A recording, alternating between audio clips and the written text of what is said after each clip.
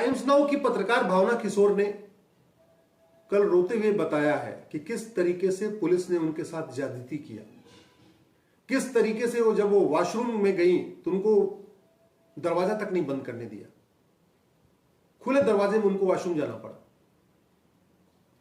किस तरीके से उनके ऊपर SC ST एक्ट लगाया, जबकि वो जिसने SC ST एक्ट लगाया उसको कभी जानती नहीं हो। सवाल ये भावना किशोर का है या पूरे देश का है? भावना किशोर को पुलिस ने पकड़ा, SC ST एक्ट लगाया तो चर्चा हुई, लेकिन भारत में तो लाखों लोगों के ऊपर SC ST एक्ट लगाया जा रहा है, फर्जी SC ST एक्ट लगाया जा रहा है, तो उस कानून की चर्चा क्यों नहीं हो रही?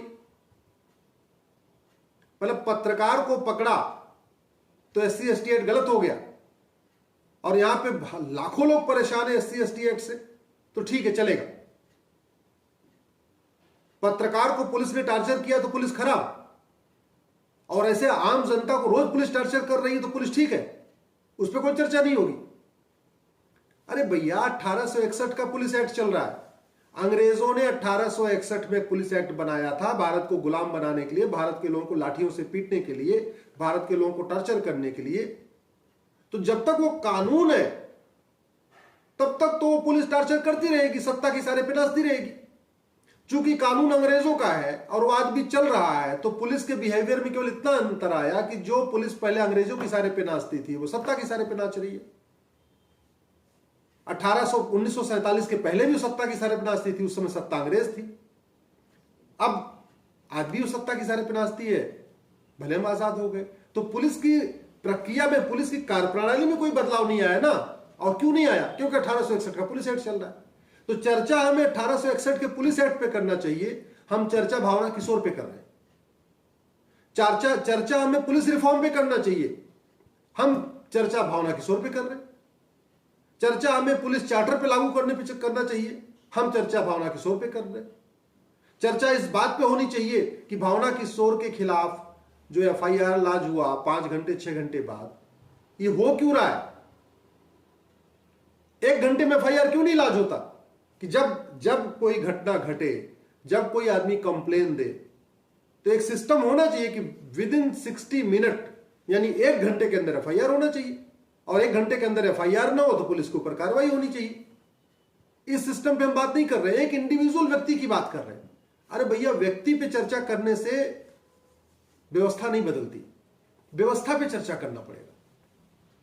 तो ना हम 1861 के घटिया कानून की खत्म करने की मांग कर रहे हैं, ना हम पुलिस चार्टर लागू करने की मांग कर रहे हैं, ना पुलिस रिफॉर्म की बात कर रहे हैं। ले दे के केवल बात क्या कर रहे हैं कि हाँ पंजाब पुलिस ने गलत किया। पंजाब पुलिस ने क्या हो, तो पूरे देश की पुलिस गलत काम करती है। पूरे देश की पुलिस 1861 के पुलिस एक्ट से चल रही है, तो वो तमिलनाडु की पुलिस वहां के सरकार की सारे पे काम करती है, बंगाल की पुलिस वहां की सारे पे काम करती है, केरल की पुलिस वहां की सारे पे काम करती है, जो जहां पर जिसकी सत्ता उसकी सारे पुलिस काम करती है। इसी तरीके से 1 हफ्ते लगातार शीश महल पे चर्चा हुई। केजरीवाल ने 45 करोड़ रुपए खर्च किया, केजरीवाल के समर्थकों ने उसका बचाव किया, केजरीवाल के विरोधियों ने उसका विरोध किया। लेकिन 1 घंटे केजरीवाल के बंगले का जो रिनोवेशन हुआ 45 करोड़ रुपए में, उस पर 1 हफ्ते तू मैं हुआ। लेकिन दोनों पक्षों में किसी ने भी नार्को पॉलीग्राफ ब्रेन मैपिंग की मांग नहीं किया।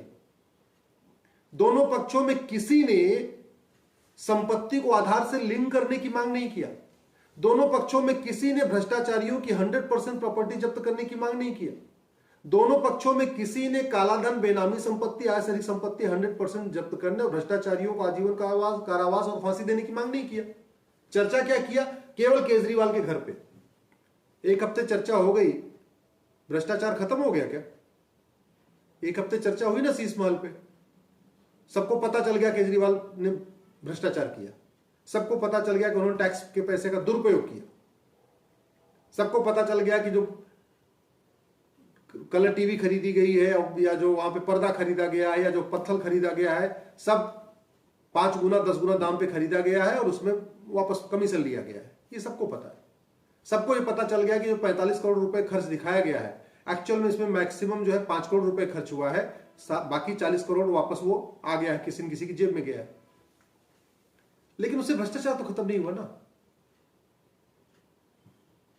मैं आपसे इसलिए कह रहा हूं कि आप इसको समझिए ये सुबह से शाम तक जो समस्याओं पे चर्चा होती है, समस्याओं पे तू मैं होता है, शाम को टीवी वाले दो इधर से बुला लेंगे, दो उधर से बुला लेंगे, दोनों जो है कुत्ता बिल्ली तरीके लड़ना शुरू कर देंगे, केवल तू मैं करेंगे। पुलिस की ज्यादती की बात हुई पंजाब में कि पत्रकार के ऊपर पुलिस ने ज्यादती किया, लेकिन पूरे देश की पुलिस ज्यादती करती है, तो पुलिस रिफॉर्म की चर्चा बिल्कुल नहीं हुई। 6 घंटे बाद एफआईआर लिखा गया, 4 घंटे बाद एफआईआर लिखा गया। अरे कई जगह तो एफआईआर लिखा ही नहीं जाता, 1 दिन 2 दिन 3 दिन थाने में बैठा के रखते, ऑन रिकॉर्ड उसको लेते नहीं, रिकॉर्ड पे लेते नहीं है, 12-12 घंटे बैठा के रखते हैं थाने में। कितनी बार ऐसे अखबारों में आ चुका है। लेकिन वो बेचारे गरीब है तो उनकी कोई सुनता नहीं। तो पुलिस चार्टर लागू हो, पुलिस रिफॉर्म हो, उस पर चर्चा नहीं हो रही है। शीश महल पे चर्चा हो रही है, लेकिन भ्रष्टाचार जड़ से कैसे खत्म होगा?